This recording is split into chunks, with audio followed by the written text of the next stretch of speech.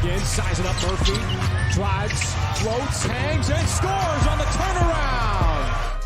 J-Dub way behind the three-point line and hits way behind the three-point line. Got blocked, what a rejection by Holmgren. Standing tall like a wall. This is Udart. You're listening to the Uncontested.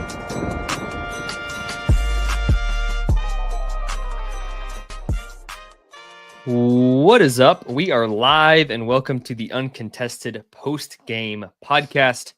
I'm your host for tonight, Nick, joined by the one and only Teddy P, as we cover the Thunder's win over the Orlando Magic. It was a final score of 105-99. It's one of those weird games, Taylor. I don't know if the 6-point win is a game that's like it wasn't that close, or if it was a game that was that close. It was such an up and down roller coaster game. We'll get into that here shortly. As always, just want to plug who makes this all possible. We are proudly part of the Blue Wire Podcast Network and Prairie Artisan Ales. We've got the new Patreon, we've got the Discord. So if you enjoyed this post-game show, there's a lot more where this came from. If you're not a patron, scan the QR code in the top left corner. Technology is awesome. You can join the Discord and chat with us there. So, Taylor, a lot to break down in this game. Truly, like one of the more back and forth games we've seen this season. At points, it felt like they're going to run away with it. At other points, it was like, oh my gosh, the offense is so bad, they're going to blow it. What's your first overall takeaway of the game? I think my first overall takeaway is kind of a combination of things, per usual, but it's kind of like you and I were talking about before we jumped on the podcast, Nick. Like, there's so many nuances, just like there were, like Sil and I talked about last night when we broke down the Bucks game in the Cup final. That was great. It's just become second nature at this point. It's pretty bad. I can never like see or hear Bucks and not think of that now. It's ingrained in my head. But the Thunder performed really well, came out of the gate hot, like you mentioned. Like, there's a lot of pauses that we'll break into, such as Shai getting back to form, and he was absolutely incredible. The Thunder finally got some contributions from the bench, which is fantastic. And the biggest thing is they got back out in transition and played fantastic defense, which led to transition opportunities, which is why they were up about 20 at halftime. However, Jalen Suggs gets hurt for the Magic there towards the end of the first half.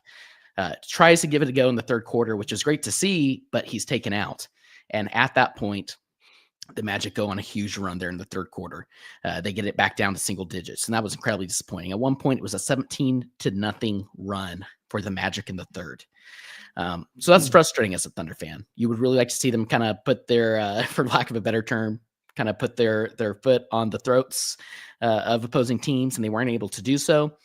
At the same time, I think I just saw this stat from Nick Gallo, if I can find it. But they're coming from, they've been gone from home for over a week now. Let's see. After the Miami game, that will be a stretch of 9 straight nights on the road. So there's, like I said, a lot of nuances there. The most impressive thing was that the Thunder were able to recover in the fourth. They looked a lot better. But there's still a lot of breakdown from this game, both good and bad. I got a follow-up question that I think might lead into my kind of first takeaway. What was the run that you said Orlando went on? 17-0 run. I don't have that updated. That's the last thing I have there. It might have been like 19-2 or something like that before it finally got better. Regardless, when you hear that statistic or you read that statistic, is that more concerning to you about the offense or the defense of Oklahoma City? That's an easy answer for me. It's offense. Yeah. And the reason is because in the third quarter, they settled for so many threes right out of the gate. And it seems like to me, and I get it, and I think Mark kind of buys into this as well, a lot of them were decent looks. There were certainly some forced shots. Shai didn't attempt. Maybe I shouldn't say he didn't attempt. I can't remember for sure. But he had very limited three-point attempts in the first half. And still had whatever it was, almost 30 points in the first half. Great line. I think 24. And third quarter, he comes out firing. It's not just Shai. There was a lot of forced shots from a lot of players. J-Dub, Dort. Dort had 2 straight bricks back to back. It was terrible. The Thunder just settled. and they settled offensively. And it's almost like oh, you guys are going to give us these wide open 3-point shots. Watch this. And, Mark talks about that too. It's like, we want those open attempts, but Thunder just aren't consistent enough from three. Like Silva and I talked about last night, to make teams pay. It's kind of on like a night to night, game to game basis. And the fact that they were so aggressive and so great at getting to the rim and playing in transition that first half, for them to completely abandon that, quite frankly, is unacceptable to me. It's really frustrating as a fan and somebody who covers the team to watch. And sure enough, guess what happened in the fourth quarter when they made their comeback? They quit hitting or shooting so many threes that weren't wide open or resulted in or came off of like additional passes, and we're getting back to the rim. So for me, Nick, I think it's from it comes down to the offensive end of the floor, to answer your question. I agree. And that was that's not a new thing. This team, I believe, is top 12 in offense. I think it kind of depends on which site you look at too, because every site looks at like garbage time, no garbage time, etc. But like not an elite offense. While they're without a doubt a top half of the league offense, which normally is fine, especially when you have a number one defense. I think that's less acceptable when you want to be the best team in the league and win the championship, right? The Bucks game was a clear example of how the offense just like was not clicking. And if they're not hitting threes, it's not good. I would even argue the Houston game was the same. It was like a second half flurry by Shai with a little bit of Dub kind of flanking him. And Dort. Yep. And Dort, yeah, hitting threes, right? Which is like you live and die by it. But it didn't feel sustainable. And like in that game, the Rockets were also clanking. And like a lot of that was good D. A lot of that was the missing open shots. But the more I watch this team, especially nights like tonight, you mentioned Jalen Suggs leaves the game with an ankle injury. They also don't have Paulo Franz. Like this is the equivalent of if the Thunder lost Shai and Chet, but Chet's already out. Like they lost Shai, and then midway through the game, Dub gets hurt. Like that, this is not a good Orlando team right now. And you just like credit to Orlando though, because they're playing incredibly well, and Mosley hasn't playing fantastic. But you're correct in the sense that like they're missing their key players. Talent level is not close right now. And they're like a top 5 defense. Like they do a lot of things very well. That should not have been a close game, frankly. That should have been a 18-point halftime lead that extended to 25, 26, 27 in the third, and then like the guys aren't playing in the fourth. And it came down to offense, like you said, that 17-0 run. Like, I don't even think the 17 points was that concerning. Like, teams get hot in the NBA, but when you can't counter, like if that was a 17-7 run, it's still not even a game, you know? Right. And so, like, I agree with Nick. My biggest takeaway from this game was the offense. Now, to pivot to another takeaway, and I'll open the door and I'll let you take this how you want it. Jaylen Williams is in a rut. There's no question. Let's be clear. Jaylen Williams is an amazing player. He's top 30 or 40 in the league. No question. He is a future star. But this last week or 2 weeks, he has looked not great offensively. Agreed. Inefficient. And it's like the process is there. He's getting to a spot he's not hitting. So I'll open the door to my next takeaway is Jaylen is struggling, and I'll let you take that the direction you want to take it. Yep. And there's already people in the chat talking about this, and this is the positive from Jaylen Williams that deserves being mentioned. That stretch in the fourth quarter to start the fourth, I literally tweeted out, we need fourth quarter Dub more than ever. And he delivered there to start the fourth quarter. He had 3 straight takes to the basket. Capped off by his third, which I think it was iHeart. I can't remember now with the beautiful dime. It makes sense if it was iHeart. That's eluding me. But regardless, Dub has just an absolute monster slam. And it felt like a release of all those frustrations. Like you said, Nick, over the past week, his offensive struggles. But another thing, and not to use this as an excuse, but I think it's absolutely worth mentioning, J-Dub is getting the hell beat out of him when he's driving to the rim and cannot get a call. It is absolutely absurd at this point. It's not just J-Dub. We saw it with Shai tonight. We saw it with Aaron Wiggins and others driving to the rim. They got some of those calls in the first half. The second half, they did not. But man, that's a huge reason, I think, too. Like, if you're J-Dub and you're doing all you can to get to the rim and you're not getting the calls, you're not able to finish because there's so much contact being initiated. I understand why he's frustrated and kind of going through a little bit of a rut. But all that being said, like you mentioned, Dub has to be better. 11 points, 5 of 15 from the floor. He actually, it's kind of crazy. During this past week when he hasn't been playing as well, he's still been getting his shot attempts up. Like you said, he's still getting to his spots. And he's usually right around like 1 field goal attempt less per game than Shai.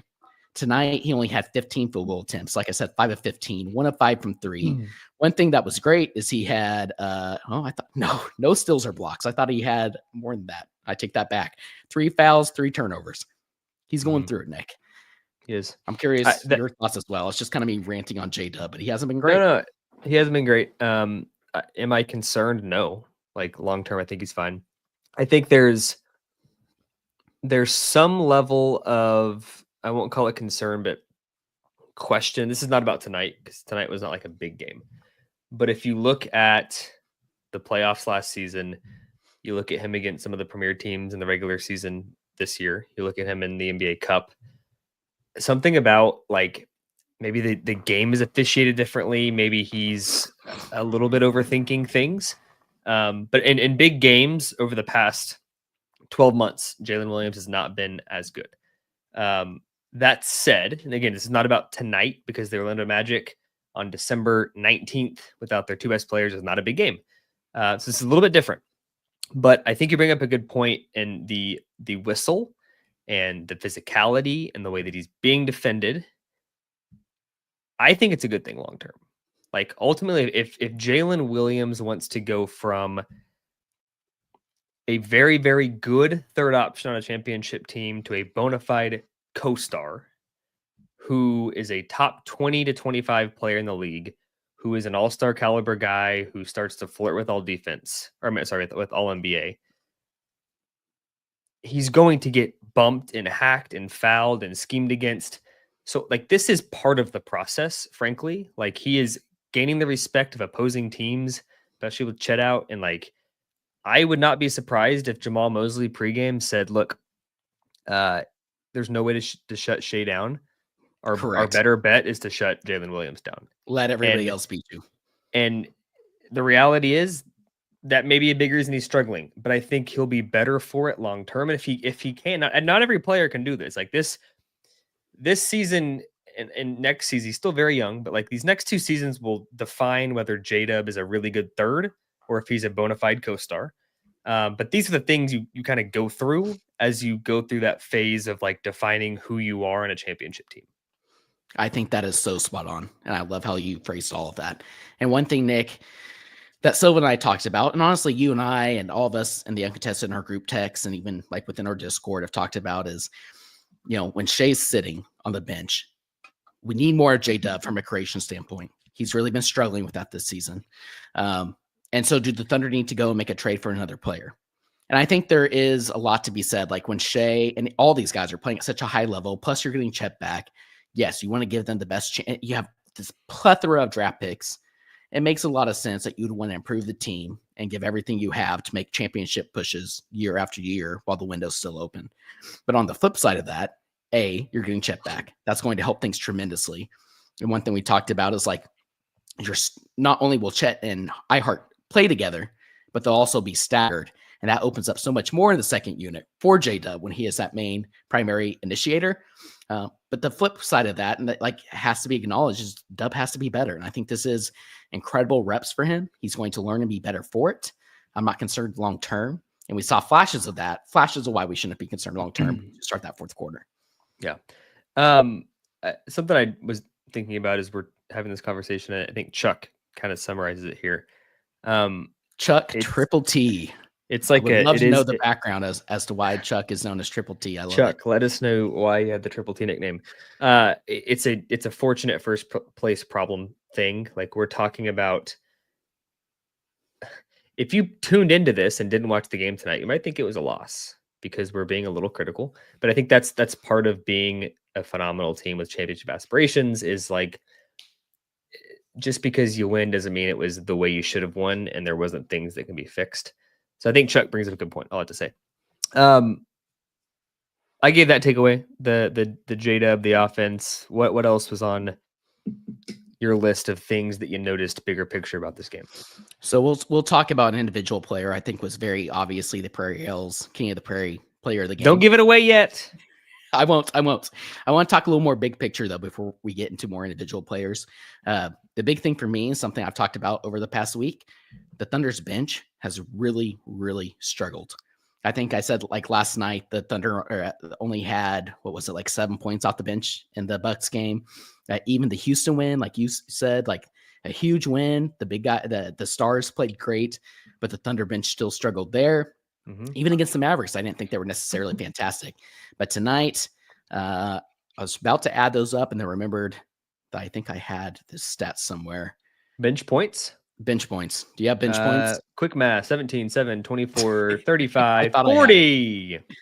That's a hell of a lot better than it has been, Nick. Yeah. And so the Thunder bench to me really stood out. Aaron Wiggins is a big part of that. After only playing 6 minutes in that cup final, he has 30 minutes off the bench, 3 of 7 from the floor, 2 of 3 from 3. I thought he played really well. I think he also had 4 steals. If I can find that. 2 steals. Wiggins? Regardless. No, never mind. There was a couple players who had 4 steals. Isaiah Joe had 7. Still not great. 3 players had 4 steals. That's kind of crazy. That's insane. Yeah. We can get into defense as well. But 3 of 6 from the floor, 1 of 3 from Joe. He looked better. He's still kind of in a rut as well. Speaking of players in a rut, Kenrich Williams with 6. Big thing was Alex Caruso.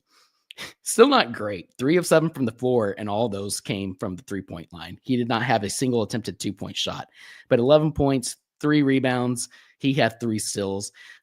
Caruso certainly looked better. And it's amazing, Nick, just like having one player like that, even if he's not shooting great, like from a stat standpoint, to be able to contribute 3 threes off the bench opened up so much more for the bench and for this team in general. So we need to see more of that. And I just really hope we can see more of a concentrated effort from the bench and have a couple of those players hitting multiple shots. And it's not just an Alex Caruso one night, a Cason Wallace if he doesn't start one night, and Isaiah Joe one night, right? Yeah, I'm with you. Before we get into more like individual player stats, do you mind giving us a 30-second, Taylor? I'm saying 30 seconds. 30 seconds, I'll put you on a timer. For those listening, a lot of people listening live right now watch the game. But for those maybe like on their drive into the office or like missed the game, give us a 30-second synopsis of like from quarter 1, quarter 2, quarter 3, quarter 4, like the game flow, the ups and downs, kind of like the recapped version of the game without the like individual statistics. So first quarter ended up being pretty close. I think Thunder were only up by about 2 points. Kind of came out, they came out strong to begin. And it's interesting. It kind of reminds me of the Steven Adams days where like, you know, they purposely ran that first play for Steven Adams. Right. iHeart's kind of been the recipient of that. I think here over the past week or so, when teams are clogging the lane, you see Dub and Shai particularly in that starting lineup go to iHeart and that floater early, which is why it was another great game for Hartenstein. And I think that first quarter he came off, playing really well. But again, it was only like a 2-point lead, I think, for the Thunder heading into the second quarter, and a lot of that it just felt like, again, like a team who was coming off a week in Vegas and had to immediately fly into another time zone, just didn't quite have the energy. But then the second quarter, Nick, the Thunder just really put the pedal to the metal. I thought the defense was fantastic, both the bench and the starters. They're getting steals and deflections. And at halftime, they're up, like I said, 65-46, nearly 20 points. And the main reason for that is I think they had 14 forced turnovers and 22 points off those turnovers. And Caruso's threes, like I know we always talk about stats, like 3 of 7 is fine, but I think 2 or 3 of his threes were in that second quarter as they pulled away. Timing of the points are everything. Box score watching is not always the full picture. Continue. Sorry. Correct. That is spot on. Third quarter, we already talked a lot about. We mentioned that 17-0 run that the Magic bad one. On. And the big thing was, and it has kind of seemed to be the bad quarter for the Thunder, I think, throughout the season, which is something to monitor. But that being said, at the end of the third quarter, after that big run, the Thunder were up 82-74 at the end of the third because they were finally able to get some stops. The Magic quit hitting 3-point shots. Shout out Anthony Black. Was fantastic there in the third and fourth quarters. Yeah, he's good. We were both pretty excited about him heading into the draft that year. And then the fourth quarter happened. Like I said, the Thunder just got back to what they do best. They were driving to the rim. Shai comes back into the game. J-Dub had that great stretch prior to that, which really kind of gave the Thunder a little more of a cushion. We were all able to take a deep breath. Shai comes back in, takes over. That was really the story of the game. Yeah. I think too, the like Shai taking over at the end is great, but that second quarter, like I mentioned, Caruso knocking down the threes, but it like the minutes in the second quarter where Oklahoma City pulled away were non-Shai minutes, which is super, super, super encouraging. And a lot of that's like the bench, and we talked about that a little bit. Getting into some individual player stats. We will start with the King of the Prairie, and Taylor, you've got a guy, so why don't you, I know you're not hosting tonight, but why don't you host the King of the Prairie? Before you do, got to introduce the patches for tonight. It is a sour ale with sour gummy candy flavor. It is basically a Sour Patch Kid in a can. Who is the King of the Prairie, Taylor? Nick isn't even in OKC. He's down there in Dallas and has the best Prairie Ales variety of any of us. It's incredible. I'm impressed. It's got to be SGA, Nick. Like I said, 35 points, 4 rebounds, 6 assists. The thing that I love, I mean, he was only 1 of 5 from 3. That's not great. I love seeing those 3-point attempts come back down, but he was 15 of 26 from the floor. The free throw merchant himself, Nick, Shai Gilgeous-Alexander, if you are online, only had 4 free throw attempts, was 4 of 4 from the line, but he had 4 steals and 2 blocks. He did have 4 turnovers, but when you're doing everything else and have so much weight on your shoulders and not getting a lot of help elsewhere initiating makes a lot of sense. Ultimately, I thought he was pretty incredible. Kind of crazy. -6. I was about to say second lowest on the team. That's pretty wild. Yeah. Hartenstein was a +7, Dub a +2, +8 for Dort. Really interesting. -9 for Queso. I thought Queso looked great in that starting lineup. But yeah, it's got to be Shai for King of the Prairie. Prairie Ales player of the game yet again. I think it is Shai. If I were to give you a nominee that we're in the running, although I think it's definitely Shai. Aaron Wiggins didn't have a perfect game. Aaron Wiggins, I don't even think had a game that, like, if you watched, like jumped off the page, if you will. But in the NBA, any sport at any level, really, if you go from not playing a whole lot to playing a ton and are effective, it's super impressive. 31 minutes tonight, which would have been 4th on the team. More than Lou, who started, more than Kaysen, who started, by far the most off the bench. Again, his stuff didn't jump off the page, but 3 of 7 from the floor, 2 of 3 from 3, 3 of 4 from the line, a couple boards, 2 steals, an emphatic block off the backboard, pinned a shot that I think was it KCP that was driving on him, I think. A +15. I'm not just picking him because he had the highest plus minus, but like, that's impressive. It's almost like the guy like that doesn't play all game, the shooter that you pull in the third quarter and he's cold and he comes in and knocks down 2 threes. And it's like, that's really hard to do. Aaron Wiggins has not had a ton of opportunity. Mark gave him a shot tonight. I think he played very, very well. And I truly think, assuming he's on the team in April and he's not part of a trade, him developing back into and getting back into the groove of being a rotational player that's very impactful is super important for this team. We've talked a lot about the lack of a scoring punch and the bench struggles. Wiggins is a guy that I think you and I would both argue to start the season, coming into the season, we thought may be a primary guy off the bench and has not been of late. So kudos to him. He would be like my runner-up for King of the Prairie, and just want to give him a shout. So, and that's a good transition to another player. Wiggins was fantastic and he deserves the praise. And I agree with everything you said. I would give my runner up to another player, which we'll get into, but just kind of a final thought on Wiggins. It's so great to see him kind of work his way out of that slump. But that being said, only 3 of 7 from the floor, 2 of 3 from 3. It wasn't like he was doing the normal Wiggins things offensively that we became accustomed to early in the season. And like you said, the season is a roller coaster for every single player. And Wiggins is going to go through his ups and downs as well. But I still didn't think he was quite as assertive as we've seen. And I hope tonight is a trend in the right direction for Wiggins. Yeah. I mean, like, ultimately, as long as the guy, I know 3 of 7 is not like ultra efficient, but like the 2 of 3 from 3 is, the 3 of 4 from the line is. If game 3 of the second round of the playoffs, Aaron Wiggins gives you the stat line he had tonight, I think you're probably okay with it. 11 points off the bench is Yeah, it's great. fantastic. Doesn't matter how you get it. Yeah. But so you mentioned he wouldn't be a runner-up. Who would be? Hartenstein has been fantastic yet again. 12 points, 12 rebounds, 4 assists, and 4 steals. Only had 1 block. I thought he had more than that. Only 2 turnovers and only 1 personal foul. Hartenstein staying out of foul trouble, I think, is significant for this team because he was able to play a lot of minutes. Had 33 minutes. And honestly, I thought he had more than that because he was playing some with the second unit. Also, when I'm watching Hartenstein, like over this past week, especially, I feel like he should have so many more points than he does. And I see his box score. I'm like, wow, he was super efficient and performed so well. But those, it feels like that floater in the mid range, that one-handed push shot is like automatic. And so when he misses them, they're loud. But Hartenstein continues to contribute so much to this team. He had another great game, even if it wasn't like his best game with the Thunder.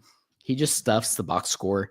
He's impactful with the starters. He's impactful with the bench unit when Shai and some like Lou Dort aren't playing. And I just think Hartenstein's been incredible. I just still want to see him get like a 20-point, like 12 rebound, 8 assist game because I think he's capable of it. And it's interesting.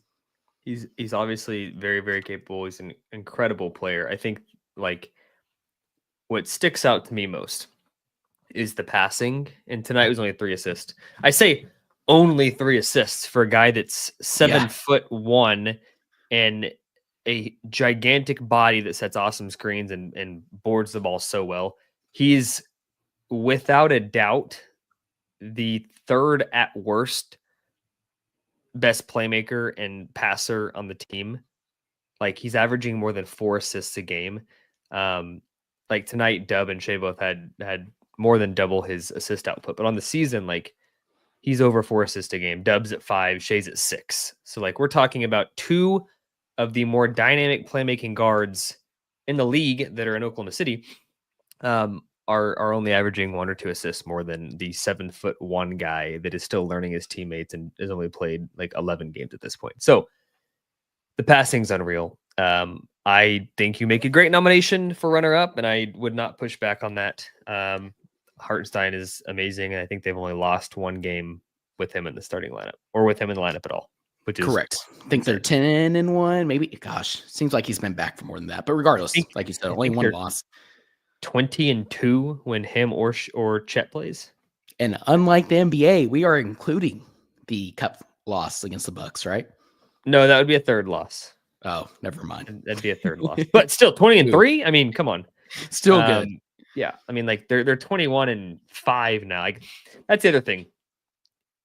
Zoom out. Like there's a lot. This podcast has kind of been a little bit negative.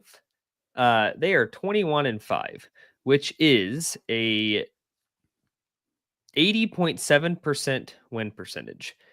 If they were to keep that up, that would be a 66 win pace.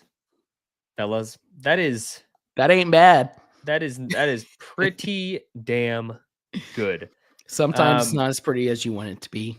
But if you get the job done, that's what really matters. And I think you're right, Nick. We get so caught up. And I mean, it's just a toxic social media world that we live in general, whether it's politics or sports or whatever it may be. There's so much anger, I think, for people, and they take a lot of it out in the sports world. And seeing a young, fun, up-and-coming team like the Thunder these days that are a small market when a lot of people are big market fans, that's not quite as accepted as it used to be. And so we get a little combative as fans. But the big thing is, like you mentioned, the big picture. This is a really impressive team that still isn't at full strength, and a lot of fun things to break down with them. Yeah, I completely agree. You just texted me a quote that our guy Joel in Florida right now got from Mark. Do you want to? Hey, shout out Joel too. That man also. I mean, I know he's not playing the games, but he's a grinder. And shout out to Oklahoman for. I mean, that's a lot of money that they're investing in to send their guys out to cover this team. Last year, we didn't really see a lot of it from them for multiple, different reasons. And I think it's really cool that Oklahoma is investing and getting this team coverage on the road because it's really important. So Joel has been on the road with his team as long as the Thunder have been. I think that's really cool. Yeah. But he was drinking coffee. He was drinking coffee this morning. He's not a coffee drinker. So shout out Joel. Hope man, it's been a long coffee's week. got you buzzing. No, read the quote that he got from Mark. I think it's kind of crazy. I didn't realize this in the box score, but now it's kind of like, whoa. So that's the thing. It's like, especially there in the third and fourth quarters. I understand the Thunder not quite getting calls in the third when they're attempting as many threes as they are. There still were some questionable calls, but especially in the fourth quarter. I mentioned Jay does specifically. Mark did as well. He's getting absolutely hacked. Like, this team cannot get free throw calls. I'm not sure if Mark Daydont. I'm being serious. I'm not even making a joke. I mentioned this in the Discord. I'm not sure if Mark Daydont has pissed off the refs over the past 2 seasons. They don't like how he's very communicative with them throughout the game. I'm not sure if Sam Presti has maybe put in some complaints formally with the league and they don't like that. I really don't know what it is, but the Thunder still cannot get foul calls. Tonight, they were 15 of 16 from the line, which is fantastic, but the Magic had 25 free throws to the Thunder's 16 free throw attempts. So Daydont has a quote post-game, which is absolutely incredible, from our guy Joel. Jaylen Williams and I both shot the same amount of free throws tonight. We both shot 0, and all I did was call a couple timeouts, called some plays, and clapped a couple times when we scored, and he was in a third of the defense for 48 minutes. Absolute banger from Mark Daygnault, and shout out Daygnault. I thought that was fantastic. Although the euphemism of being in the third of the defense, maybe we need to rephrase that, but we'll give him a pass. You're muted, Nick. How does that happen? Yeah, I think Mark, this organization, top to bottom, is very intentional and calculated. Smoot. Oh God, Smoot, stop it. That was without a doubt a comment that Mark made with the hope that reporters tweet it and the league sees it. Like, there's no doubt. Correct. Like, Mark has a skill, and I say this as a compliment, a skill to deflect any question he doesn't want to answer by giving you something that is insightful and answers your question without giving you any information. And he does it, not to interrupt you, but because, to your point, specifically, he doesn't want to get anything getting aggregated. And he's I think he likes the local Thunder beat, but he's very anti-media and how all that works. So something like this was extremely articulate. Yes. I don't know the exact question, obviously, but Mark could have very easily taken this with a generic answer of, sometimes you don't get the calls you want and you got to play through it and you got to win the game no matter how he could have given some generic ass answer that he gives to a lot of questions. And again, this is a compliment. It's a skill to deflect and still give insight without saying anything. This is something that he wanted to get off his chest, and it's valid. So he continued, Nick. He said, and we're encouraging him to be a downhill player. We're encouraging him to get his athleticism in the game. But at some point, we're not asking for it to be rewarded. We're just asking for it to be met with the application of the rules the way that would be for any other player. Basically, J-Dub is getting hacked legal or getting fouled legally, and he's not getting the calls for whatever reason. And we're asking the league, why is that? And I think that's super fair and a great way to word it from Daygnault. Yeah, totally. Taylor, we are at 35 minutes. I don't want to keep the listeners a heck of a lot longer. Looking ahead, the Thunder has another Florida game tomorrow night against the Miami Heat. This is an extension of the road trip they've already been on as they skip over time zones.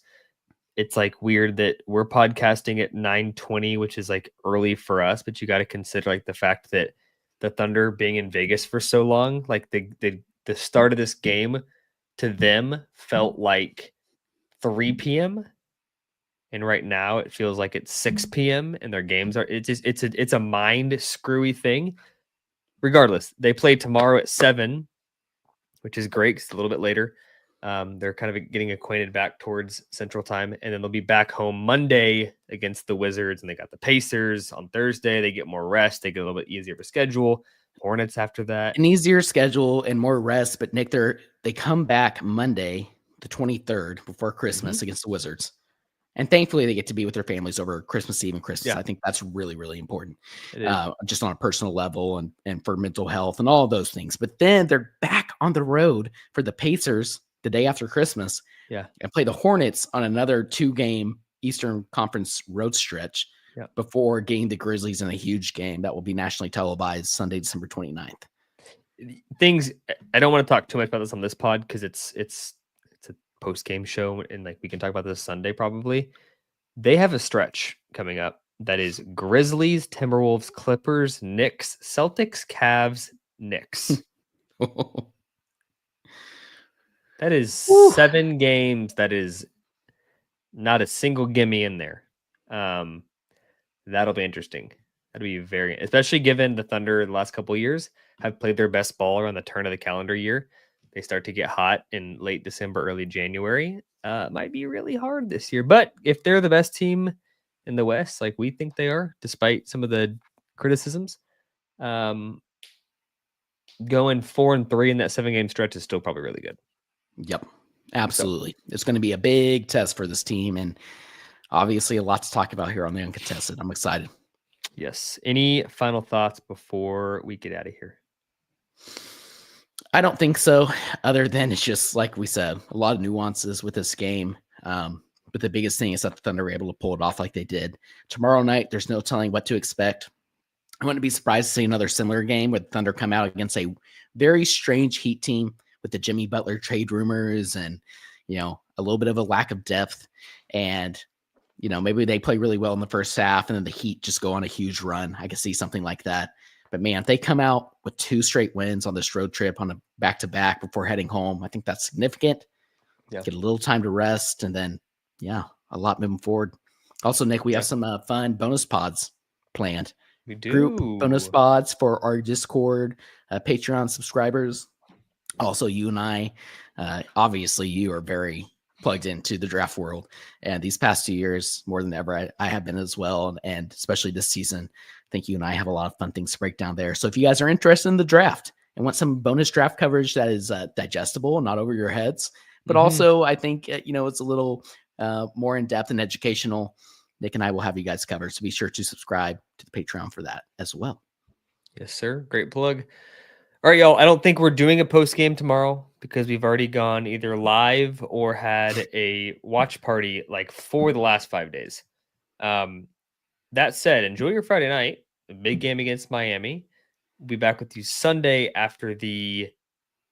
No, they don't play Monday. So we'll give you Sunday. We'll have you Sunday before the Monday Wizards game. So we'll break down. I'm sure we'll talk more Cup. We'll talk the Florida road trip. And it'll be a standard Sunday show with a lot of degeneracy and crazy things happening. So until then, thank you guys for tuning in. Enjoy your Friday game, and we'll talk to you Sunday.